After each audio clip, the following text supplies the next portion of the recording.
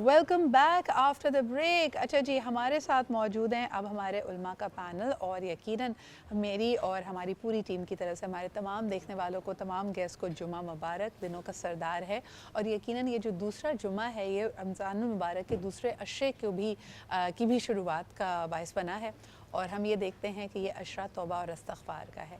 यकीनन ये इस बात से सब वाकिफ़ हैं कि रमज़ान के 30 दिन यानी पहले 10 दिन पहला अशरा रहमत, दूसरा अशरा इस्तग़फ़ार और तीसरा अशरा आपकी दोज़ख से निजात का बायस बन सकता। और जी, आज के मौजू की तरफ आएंगे, आपकी कॉल्स को भी लेंगे। अगर कोई ख़ास सवालात हैं आपके तो बताइएगा।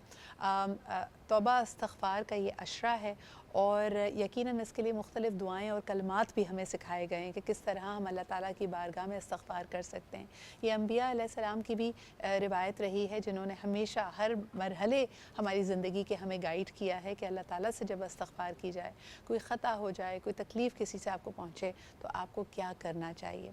लेकिन ये दो अल्फाज जिनका वो हम इंटरचेंजेबली इस्तेमाल कर रहे होते हैं, क्या इनमें कोई फ़र्क है? आइए सबसे पहले इस पे बात शुरू करते हैं। फरहाना आपा, तौबा और इस्तग़फ़ार, ये हमें लगता था कि शायद ये ज़बान का फ़र्क है। तौबा हम उर्दू में कहते हैं, इस्तग़फ़ार अरबी ज़बान का लफ्ज़ है। क्या ये फ़र्क है बुनियादी तौर पर? बिस्मिल्लाहिर्रहमानिर्रहीम। कुरान पाक में सूरह ज़ुमर में अल्लाह रब्बुल इज़्ज़त का इरशाद है कि ए मेरे वो बंदो जो अपनी जानों पर जुल्म कर बैठे हो, अल्लाह की रहमत से मायूस ना होना, और अल्लाह ताला तुम्हारे सारे गुनाहों को बख्श देगा, बेशक वो गुनाहों को माफ़ करने वाला और बड़ा मेहरबान है। और फिर हमारे आका मोहम्मद सल्लल्लाहु अलैहि वसल्लम ने फरमाया कि हर इंसान ख़ताकार है, लेकिन बेहतरीन ख़ताकार वो है जो सबसे ज़्यादा तौबा करने वाला है। अब हम बात करते हैं कि तौबा और इस्तग़फ़ार है क्या। आम तौर से हम समझते हैं कि तौबा और इस्तग़फ़ार ये है कि हमसे कोई ख़ता हुई और हमने अस्तग़फ़िरुल्लाह कहा और हम गोया फ़ारिग हो गए कि बस हमारी तौबा हो गई। लेकिन इसमें जो उलमा हैं वो हमें बताते हैं, उलमा और मशाइख़ के तौबा और इस्तग़फ़ार एक तो ये बताया कि है क्या, फिर उसके बाद एक बड़ा फ़र्क ये बताया कि एक वो गुनाह है जो आप करते हैं जो आपके और रब के दरमियान है, और एक वो गुनाह है जो आपके और किसी दूसरे बंदे के दरमियान है। तो इन दोनों का फ़र्क जानना भी ज़रूरी है। और इस सूरत में आप दोनों सूरतों में जब अगर ऐसा गुनाह हुआ है जो आपके और रब के दरमियान है तो उससे कैसे बाहर आना है, और अगर ऐसा गुनाह हुआ है जो आपके और दूसरे बंदे के दरमियान है तो उससे कैसे बाहर आना है। बिल्कुल। तो अल्लामा इस्फ़हानी एक जगह पे ये लिखते हैं कि इस्तग़फ़ार से मुराद ये है कि आप माफ़ी तलब करें, और माफ़ी ऐसे तलब करें कि ज़ुबान से आप माफ़ी मांगें, दिल में आप शर्मिंदा हों और अपने बदन को उस गुनाह से दूर कर लें। यानी आपके और के दरमियान जुदाई हो जाए, यह इस्तग़फ़ार है। अब आप आते हैं तौबा की तरफ। तो तौबा है पलट के आना। सही। और पलट के किस तरफ आना? नेकी की तरफ। जब आप नेकी की तरफ पलट जाएं तो इसका मतलब है कि अब आपका इस्तग़फ़ार या तौबा का एक प्रोसेस जो है वो कंप्लीट हो गया। अब इसकी वजाहत वो मज़ीद ये फरमाते हैं कि अगर आपने एक ऐसा गुनाह किया है जिसमें आप और ने जो किया वो सिर्फ रब को पता है, तो आप इस पूरे अमल को करेंगे कि आपने ज़ुबान से जो है उसका इजहार किया, यानी माफ़ी तलब की। आप अपने दिल में शर्मिंदा हैं कि मुझसे ये ख़ता हुई, मैं आइंदा इसको नहीं करूँगा, और अपने बदन को उससे दूर कर लिया और आप रब की तरफ लौट आए, यानी रब की तरफ पलट आए। आपने उसकी इबादत भी की, आपने रो रो के दुआएँ भी की और आपने नेकी का रास्ता अख्तियार किया। लेकिन अगर आपका गुनाह जो है वो किसी बंदे के साथ है, कि अगर आपने किसी की दिल आज़ारी की है या आपने किसी का माल खाया है, आपने किसी से कोई और ज़्यादती की है, तो अब उसका अज़ाला ये है कि पहले आप उस शख्स से जाके माफ़ी मांगें। अगर आप उससे माफ़ी नहीं मांगते तो वो गुनाह माफ़ नहीं होगा। अगर आपने उसका माल खाया है और आप वो माल नहीं लौटाते तो आपका गुनाह माफ़ नहीं होगा। और जब आप ये अज़ाला पूरा कर देते हैं और फिर आप दोबारा नेकी की तरफ आते हैं, तौबा की तरफ, यानी पलट जाते हैं नेकी की तरफ, और दिल से अहद करते हैं कि मैं इस काम को अब नहीं दोहराऊंगा, और मुस्तकिल बुनियादों पर अपने बदन को, अपने हाथ को, अपने दिल को, अपनी ज़ुबान को नेकी की तरफ पलटा देते हैं, तो गोया फिर आप इस चीज़ से, प्रोसेस से बाहर आ जाते हैं। किया है, जो आपने एक तरह से रेजोल्यूशन अपने लिए रिजॉल्व किया ना कि अब ये मैंने नहीं करना, उस पे कायम रहने की ताकत भी अल्लाह ताला ही देता है। लेकिन साथ साथ आपकी विल पावर वहाँ टेस्ट होती है कि तब आपने मुकम्मल तौर पे तौबा कर ली। लेकिन हमारे यहाँ अक्सर हम आपसी मामलात में करते हैं कि आज आपकी दिल आज़ारी मैंने की, मैंने सॉरी कर लिया, कल मैं दोबारा अपनी रवश पे उसी तरह मैं सॉरी करना भी बहुत मुश्किल काम है आजकल। तो वो कहते हैं तो क्या हुआ, उसने तो गलती की थी तो इसलिए मैंने ऐसा कह दिया। लेकिन इरम जी, मुझे बताएं, आप क्योंकि लॉ को भी समझती हैं, अक्सर लोग इसकी मिसाल बड़ी इंटरेस्टिंग अंदाज में देते हैं। कहते हैं जी, एक कत्ल किया तो उसकी सज़ाए मौत है, 10 कत्ल किए तब भी सज़ाए मौत है। जो आदी मुजरिम होते हैं, जो आदी गुनहगार होते हैं, वो चीज़ों को ऐसे ही जस्टिफाई कर रहे होते हैं। उनको लगता है कि यार एक दफ़ा हो गया, अब इस डगर पे चल गए हैं तो ठीक है जी, कोई मसला नहीं है। وہ کیسے پلٹ کر آئیں, وہ کیسے استغفار کریں؟ اعوذ باللہ من الشیطان الرجیم، بسم اللہ الرحمن الرحیم۔ تم نے جن لوگوں کی بات کی ہے وہ کچھ اس طرح کے ہوتے ہیں کہ صرف فرعون پر ہی مشتمل نہیں انا پرستی، صرف فرعون پر ہی نہیں مشتمل انا پرستی، میں نے ہر شخص کے تیور میں خدا دیکھا ہے۔ تو بیسیکلی جب انسان اپنے آپ کو یہ دنیاوی خداؤں میں ملانے لگتا ہے نا اور دنیا کا خدا سمجھنے لگتا ہے، یہ وہ لوگ ہوتے ہیں جو کہتے ہیں کیا فرق پڑتا ہے، کیا ہوا، یہ ڈیزرو کرتا تھا، اس کے ساتھ جو میں نے کیا وہ صحیح کیا، اس کے ساتھ مجھے یہی کرنا چاہیے تھا۔ پہلی بات یہ کہ انسان فیصلے کا اختیار نہیں رکھتا، صحیح، فیصلہ رب کی ذات کرتی ہے۔ دوسری بات یہ کہ یہ والی جو بات ہے نا، دیکھو 3 قسم کے نفس ہیں، ایک نفس مطمئنہ، نفس لوامہ، نفس امارہ۔ نفس مطمئنہ پہ تو وہ لوگ ہیں جو بے انتہا خوش قسمت ہیں، جو اللہ رب العزت کے بڑے پیارے ہیں، جو سرکار علیہ السلام کے غلاموں میں سے ہیں، ان کی قدموں کی خاک چھاننے والوں میں سے ہیں، کہ جو روزانہ اپنی راتوں کو بھی سرکار علیہ السلام کے ذکر سے روشن کرتے ہیں اور صبح کا سورج بھی آپ کے ذکر سے دیکھتے ہیں۔ وہ لوگ ہیں جو مطمئنہ کے ساتھ ہیں۔ اس کے بعد آتے ہیں نفس لوامہ والے لوگ۔ میں اللہ رب العزت سے یہ دعا کرتی ہوں کہ اللہ ہمارا شمار ان میں کرے جو نفس لوامہ کا شکار ہے، کہ وہ گناہ کرتے ہیں، اللہ ان کے دل میں احساس ڈالتا ہے کہ اے میرے پیارے بندے، اے میرے محبوب کی امت کے پیارے، تجھ سے یہ غلطی ہو گئی ہے، پلٹ آ میری طرف۔ یہ احساس ڈالتا ہے، کیونکہ دیکھو توبہ یا استغفار دونوں چیزیں جو ہے نا، یہ اللہ رب العزت کا بہترین تحفہ ہے انسان کو۔ تو جب وہ دل میں احساس ہوتا ہے نا اور آپ فوراً احساس کرتے ہیں کہ یار مجھ سے غلطی ہو گئی، آپ کو ندامت ہوتی ہے، ندامت ضروری ہے۔ حضرت رابعہ بصری رضی اللہ تعالیٰ عنہ فرماتی ہیں رحمۃ اللہ علیہ کہ یا اللہ مجھے فرضی معافی سے محفوظ رکھنا۔ جو بات تم نے کہی نا، اچھا یار سوری، پھر دوبارہ وہی کر لیا، فرضی معافی یا صرف زبانی کہی اور دل میں یہ سوچا بھی نہیں کہ میں نے کچھ غلط کیا یہ قلب کو سیاہ کی طرف لے جاتے ہیں۔ پھر وہ نفس امارہ والے لوگ کہ جو لوگ گناہ کرتے ہیں احساس نہیں کرتے، پھر کرتے ہیں، پھر قتل کر لیا، کیا ہوا بھائی، پکڑے جائیں گے، پھانسی تو ہوگی، دوسرا بھی کر دو، تیسرا بھی کر دو، چوتھا بھی کر دو۔ یہ نفس امارہ کے لوگ جو گناہ کرتے جاتے ہیں اور جو ایک سیاہ نقطے کے ساتھ بچہ پیدا ہوتا ہے، وہ سیاہ نقطہ قلب پہ پھیلنے لگتا ہے۔ جب آپ معافی مانگتے ہیں نا، اللہ اپنی رحمت سے اسے سکیڑ دیتا ہے، پھر آپ گناہ کرتے ہیں، پھر وہ پھیلنا شروع ہوتا ہے، پھر آپ معافی مانگتے ہیں، پھر اللہ سکیڑتا ہے۔ لیکن جو نفس امارہ کے لوگ معافی ہی نہیں مانگتے، وہ سوچتے ہیں یار اب تو ہو گیا، اب کیا ہے۔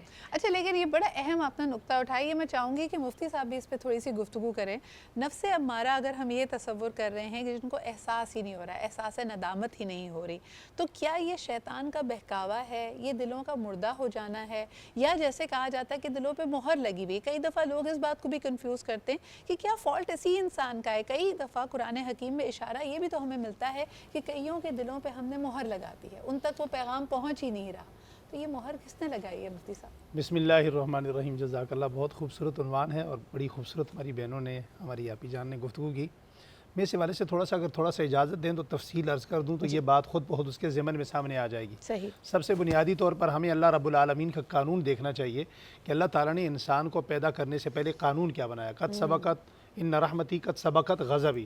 اللہ تعالیٰ نے اپنے لیے ایک قانون، حالانکہ اللہ قانون سے بالا تر ہے، اللہ کے لیے کوئی قانون نہیں، لیکن اللہ نے اپنی ذات کے لیے اپنے آپ کو، اللہ تعالیٰ نے اس پر وہ کیا کہ میرے جو بندے ہیں جن کو میں پیدا کروں گا، یعنی بندے سے، انسان کو اپنی بنائی ہوئی چیز سے بہت پیار ہوتا ہے، چاہے وہ چھوٹی سی گڑیا ہی کیوں نہ ہو، چھوٹا سا اس میں کوئی نقص کیوں نہ ہو، خامیاں اس میں کوئی خامیاں کیوں نہ ہو، لیکن انسان کو دیکھیں اللہ تعالیٰ نے تخلیق فرمایا، تو اللہ تعالیٰ نے تخلیق فرمانے کے بعد قانون یہ بنایا کہ میرے غصے پر میری رحمت حاوی ہوگی۔ آج دیکھیں استغفار کی بات ہو رہی ہے، اب دنیا میں کوئی کام کریں اس کے لیے آپ کو نیت کی ضرورت ہے، آپ حج کریں نیت ضروری ہے، آپ روزہ رکھیں نیت ضروری ہے، آپ نماز پڑھیں نیت ضروری ہے، آپ زکوٰۃ دیں نیت ضروری ہے۔ دنیا کا واحد کام استغفار ہے۔ اللہ جل شانہ نے اگر بندہ غلطی سے بھی کہہ دے نا استغفر اللہ، اللہ تب بھی معاف فرما دیتے ہیں۔ اور دوسری طرف حدیث میں آتے طوبیٰ لمن یوجد فی صحیفۃ استغفار کثیرا، دنیا کا خوش قسمت ترین انسان وہ ہے جو قیامت میں آئے گا اور اس کے نامہ اعمال میں سب سے زیادہ استغفار ہوگا۔ یہ کیوں کہا اللہ تعالیٰ نے کہ ایسے لوگ جو بار بار، جس طرح ہماری بہن نے فرمایا کہ بار بار ایک کام کو کرتے ہیں اور پھر اس پر ڈٹ جاتے ہیں کہ چلو ایک مرتبہ کر لیا، دوسری مرتبہ کر لیا، تو ان کی ندامت کو قبول کرنے کے لیے اللہ تعالیٰ فرما رہے ہیں دیکھو میرے بندہ، تو نے جتنے مرضی گناہ کر لیے، جو کچھ کر لیا، 80 سال ہو گئے میری بغاوت کے، تو نے کبھی میری نعمتوں کا شکر ادا نہیں کیا، تو ما غرک بربک الکریم، تو پلٹ کے واپس آ، تیرا رب بڑا کریم ہے، موت سے پہلے تیرے لیے دروازہ اس کا کھلا ہوا ہے۔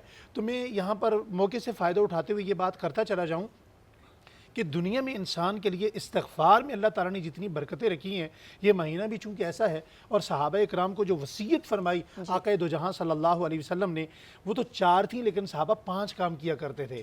وہ پہلا کام حضور نے فرمایا تم کثرت سے لا الہ الا اللہ پڑھا کرو اس مہینے کے اندر۔ دوسرا کام فرمایا کثرت سے تم استغفار کیا کرو۔ تیسرا کام فرمایا تم کثرت سے جنت کو طلب کرو اور کثرت سے جہنم سے پناہ مانگو۔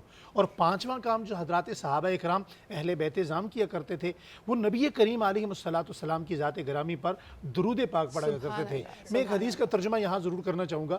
حدیث پاک میں آتا ہے من لزم الاستغفار جعل اللہ له من كل ضیق مخرجا ومن كل هم خرجا ورزقه من حيث لا يحتسب۔ دنیا میں آج کوئی انسان، یہ لا سے تعلق رکھتی ہیں، پروفیسر ہیں، آپ اینکر ہیں، میں ایک مفتی ہوں، افتاء میں بیٹھتا ہوں، دنیا کا کوئی انسان دیکھیں اس کے ساتھ 3 مسئلے ضرور ہوتے ہیں۔ کون سا مسئلہ ہوتا ہے؟ ایک میرا بنا ہوا کام خراب نہ ہو جائے، میرا اسٹیٹس برباد نہ ہو جائے۔ دوسرا کیا کام ہوتا ہے؟ انسان خود کسی کام کو بنانا چاہتا، وہ بنا نہیں سکتا، بار بار کوشش کرتا ہے، بار بار کوشش کرتا ہے۔ تو یہ جو حدیث قدسی میں نے پڑھی، اس کا آخری حصہ کیا ہے؟ رزق سے متعلق ہے۔ پہلے اللہ تعالیٰ کیا کہتے ہیں؟ میرے بندے تو کثرت سے استغفار کر، میں تیرے 3 کام بناؤں گا، جس کام کو تو نے بنایا اس کو بگڑنے نہیں دوں گا۔ اس کو اللہ تعالیٰ نے اپنی ذمہ داری پہ، اپنی رسپانسبلٹی پہ رکھا کہ تو کثرت سے استغفار کر، تیرا یہ کام میں بناؤں گا۔ دوسرا کون سا کام؟ بندہ کرنا چاہتا ہے، بنانا چاہتا ہے، وہ بنتا نہیں ہے۔ اللہ تعالیٰ کہتے ہیں تو صرف کثرت سے استغفار کر، تیرا یہ جو کام جو تو بنانا چاہتا ہے تجھ سے نہیں بنتا، اللہ تعالیٰ فرماتے ہیں اسے میں بناؤں گا۔ اور تیسرا جو ہر انسان کی سب سے بڑی مجبوری ہے، ہر انسان کا سب سے بڑا مسئلہ ہے، بلکہ ہماری 22 کروڑ عوام کا مسئلہ ہے، وہ رزق حلال ہے۔ اللہ تعالیٰ کہتے ہیں وَرَزَقَهُ مِنْ حَيْثُ لَا يَحْتَسِبْ، میں تجھے پاک طیب عزت والا رزق وہاں سے دوں گا جہاں سے تمہارا گمان بھی نہیں ہوگا۔ شرط یہ ہے کہ تمہاری زندگی میں کثرت سے استغفار ہو۔ اور بہن یہ ہمارے صوفیاء کا، مشائخ کا، صحابہ اکرام سے لے کر تک 1400 سالہ تاریخ کا یہ بہت ہی مجرب ازمودہ نسخہ ہے کہ جو بندہ بھی ہو، مجھے مختلف مقامات پہ جانا پڑتا ہے، ہماری ایک ایسی پبلک ڈیلنگ ہے کہ دنیا کا ہر بندہ ہم سے رابطہ کرتا ہے، ہمیں اپنا رازدان سمجھتا ہے، ہر بات اپنی شیئر کرتا ہے، بہنیں ہیں، مائیں ہیں، بہنیں بیٹیاں ہیں، جس کو بھی بتایا ہے، چاہے وہ بیٹی ہے، وہ بہن ہے، وہ کوئی ماں ہے، وہ کوئی فیکٹری آنر ہے، کوئی سیاست دان ہے، کثرت سے استغفار بندہ کرنا شروع کرتا ہے، اللہ تعالیٰ اس کے دل میں ندامت کا سبق ضرور رکھ دیتے ہیں۔ ندامت کا برتن ایسا جاگتا ہے کہ وہ اللہ کے قریب آتا ہے۔ میری ذات کا تجربہ ہے، میں نے اپنے جتنے مسائل اللہ رب العالمین کے دربار میں استغفار سے ٹھیک ہوتے، حل ہوتے دیکھے، کسی مسئلے میں نہیں دیکھے۔ لیکن مفتی صاحب بہت خوبصورت آپ نے گفتگو کی، یعنی ایک فارمولا آف سکسیس ہی دے دیا نا یہاں پہ۔ جتنے لوگ ہیں جو اپنا بگڑا ہوا کام بنانا چاہتے ہیں یا کام کو بگڑنے نہیں دینا چاہتے، یا پھر رزق حلال اور کثرت سے رزق چاہتے ہیں، استغفار کریں۔ لیکن مجھے بتائیں، جیسے ابھی گفتگو ہو رہی تھی، آپ کی اس گفتگو سے کئی اخذ کریں گے کہ جی بھائی استغفار کی بس تسبیح پڑھتے رہنا ہے، کیونکہ ہمارے ہاں تو ماشاءاللہ سب کو آپ چاہیے نا شارٹ کٹ، آپ وظیفہ بتا دیں، ہمیں بتا دیں کتنی تعداد میں پڑھنا ہے، لوگ اس کی گنتی پوری کر لیں گے۔ جب آپ کہہ رہے ہیں کہ استغفار کریں، تو کیا استغفار کا صرف کلمہ پڑھنا ہے یا دل سے، ہاتھ سے، عمل سے اس کو کرنا بھی ہے؟ 3 جملے حدیث میں آتے ہیں۔ سب سے پہلے کثرت پہ آ جاتے ہیں۔ کثرت کا خود نبی کریم علیہ الصلوۃ سے سوال کیا حضرت ابن مسعود نے، تو آپ نے فرمایا جو کام 3 ہو جائے وہ کثرت میں شمار ہوگا۔ ٹھیک ہے جی۔ اللہ تعالیٰ نے کسی بھی اتنا بوجھ بھی نہیں ڈالتے کہ آپ کہیں اپنے کام میں ہیں تو آپ کا دھیان ادھر رہے۔ کثرت سے آپ 300 مرتبہ درود پاک پڑھیں تو وہ کثرت میں شمار ہوگا۔ تو دوسرا جو سوال آپ کا ہے کہ صرف الفاظ یعنی ادائیگی ہے اس کی، کلمات تسبیح پڑھنی ہے؟ 3 مختلف جملے ہیں۔ استغفر اللہ ربی من کل ذنب واتوب الیہ، ایک یہ بھی حدیث ہے۔ استغفر اللہ الذی لا الہ الا هو الحی القیوم، یہ بھی حدیث ہے۔ صرف استغفر اللہ، یہ بھی حدیث ہے۔ پھر استغفر اللہ ربی، اللہ ربی، یہ چوتھی حدیث ہے۔ یہ تو سب سے مختصر صرف آپ یہ بھی کہہ سکتے ہیں۔ اور جب بھی استغفار کریں تو کم از کم اتنی ندامت دل میں ضرور رکھیں کہ اپنے آپ کو یوں سمجھے کہ میں اس دنیا میں اپنے رب کا سب سے گناہگار بندہ ہوں، سب سے زیادہ معافی کا محتاج ہوں۔ جو بندہ استغفر اللہ کہتا ہے تو اس کے دل میں ایک جذبہ پیدا ہوتا ہے، اس کے دل میں ایک پاکیزگی پیدا ہوتی ہے، ایک نور اترتا ہے، ایک طہارت اترتی ہے۔ جیسے سائنس بھی آج کل پروف کرتی ہے نا کہ ہر لفظ کا ایک وائبریشن بھی ہے، اس کا ایک امپیکٹ بھی ہوتا ہے۔ آپ جب کثرت سے یہ کلمات پڑھتے ہیں، اس کا اثر آپ کی دل، آپ کی روح پر ہوتا ہے۔ اچھا اللہ رب العزت ہم سب کے لیے انسان کے لیے اتنی فلاح چاہتا ہے کہ حدیث مبارکہ میں ہمیں بڑا کلیئرلی بتایا گیا ہے کہ صرف اگر آپ اچھائی کا ارادہ کر لیتے ہیں, ابھی آپ نے وہ اچھائی کی نہیں ہے, صرف اس کی نیت باندھی ہے, اس کا ارادہ کیا ہے, تو اللہ رب العزت اس کو آپ کے نامہ اعمال میں نیکی کے طور پہ لکھ دیتا ہے. And on the other hand اگر اسی تناسب سے دیکھا جاتا ہے فارمولا تو یہ ہوتا ہے کہ اگر آپ کے دل میں وسوسہ آیا, کوئی برا خیال آیا, کسی کو نقصان پہنچانے کا خیال آیا, تو آپ کو گناہ بھی ملتا. لیکن اللہ رب العزت کہتے ہیں کہ جب تک میرے بندے سے خدا نخواستہ وہ عمل میں آج نہیں جاتی چیز, تب تک آپ کو اس کا گناہ نہیں ملتا. سعد بھائی اس پہ میں اور اس چاہوں گی حدیث کا جو 2 سیکنڈ, اس حدیث کا آخری جو جملہ یہ ہے کہ جب انسان غلط کام کا ارادہ کرتا ہے, قتل کا کرتا ہے, چوری ڈکیتی کا کرتا ہے, جھوٹ بولنے کا, فراڈ کرنے کا کرتا ہے, اور پھر وہ نہیں کر پاتا اور اس کو ترک کرتا ہے, اس کے ترک کرنے کو بھی نیکی لکھا جاتا ہے. سبحان اللہ, سبحان اللہ. اچھا اس جنکچر پہ ایک چھوٹا سا بریک لے لیتے ہیں, واپس آئیں گے, گفتگو سعد بھائی سے شروع کریں گے. کچن میں بھی آج بڑے انٹرسٹنگ والے قرت نے بڑے زبردست آج ہمیں بتایا دہلی والے نرگسی کوفتے بن رہے ہیں جو کہ عام کوفتے سے ذرا مختلف ہوتے ہیں, عام نرگسی کوفتوں سے بھی مختلف ہوتے ہیں. تو we are going to come to that, لیکن ایک چھوٹے سے بریک کے بعد.